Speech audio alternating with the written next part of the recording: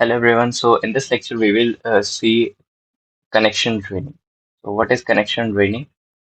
It is a feature which is named. Suppose if you are using a classic load balancer, then it is called connection draining. And suppose if you are using application load balancer or network load balancer, it is called deregistration delay. Time to complete in-flight requests while the instances is deregistering or unhealthy. It is basically a time. Suppose if you have an instance and if you have an instance and it is running and your elastic load balancer is sending some load onto that instance. And if you are just deregistering that instance and if some work is going on, then that time to complete will give enough time to your instance to complete that task before it gets deregistered or while it is being deregistered. It stops your elastic load balancer is smart enough to stop sending new requests to the EC2 instance, which is deregistering, and you can set the time limit or the time period deregistering time between 1 to 3600 seconds. The default is set to 300 seconds only, and it can be disabled, which is set to value 0. If you have 0 seconds, that it will be disabled.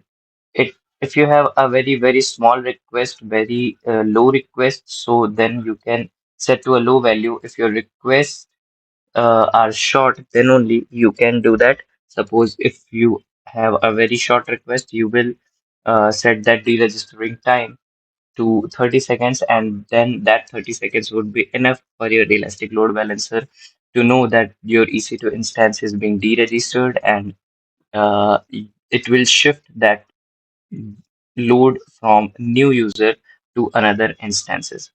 Let us understand this with an image. So suppose these are your users and this is your elastic load balancer. Here are your three EC2 instances, and one of your EC2 instance is set to draining mode. Suppose if this is in draining mode, this is being deregistered. So suppose if it is having some load and it is completing a task, then it will be having enough time to complete its task.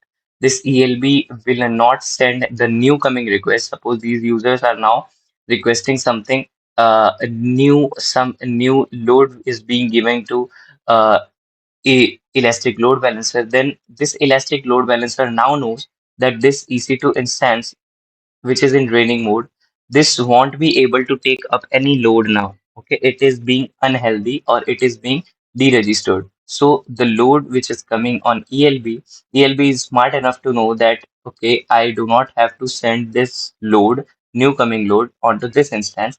It will transfer these loads onto other two instances. Okay, and new connections would be established to all other instances instead of being transferred to the third instance, which is in draining mode.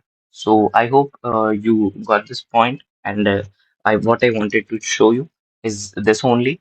Let's meet in our next lecture. Till then, thank you.